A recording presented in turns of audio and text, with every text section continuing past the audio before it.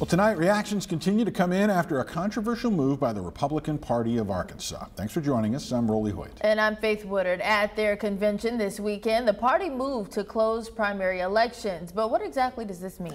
And what will this mean for voters of either party? THV 11's Sarah Hrbakowicz joins us now with how this would change at the polls. Until now, both Democrat and Republican parties held open primaries every 2 years in Arkansas, meaning any registered voter could choose which ballot they wanted. Now, the Arkansas GOP has voted to close their primaries, meaning only registered Republican voters could participate. But not every Republican supports the move, and there still could be some legal questions before you see any change at the polls.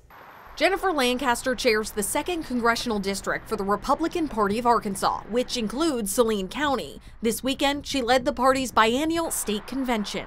The counties throughout the state elect state delegates to go to the state convention and to discuss and vote on things such as rules and platform changes. Some of those platform changes include new restrictions on who can vote in Republican primaries. We think it's in our party's best interest to go ahead and close those primaries so that only registered Republicans can select who our Republican nominee will be.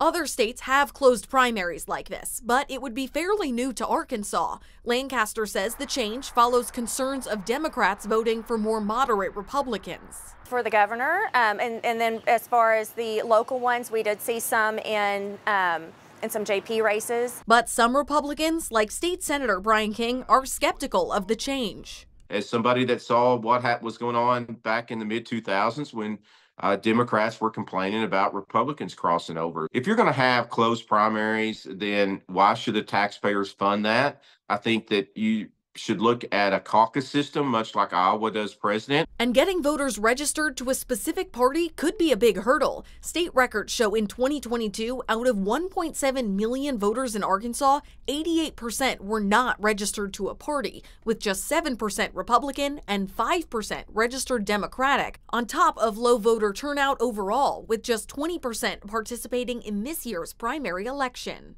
It's definitely going to cause a lot of questions and have to be asked and go through a system. That system includes the Secretary of State's office approving how the change was made and if it follows current state laws. The biennial convention spoke, and there are people who are very frustrated, and that's why you're hearing the controversy. But the truth is, everything was done within the bounds of the law. If this stands, voters could still change their registration as late as Election Day.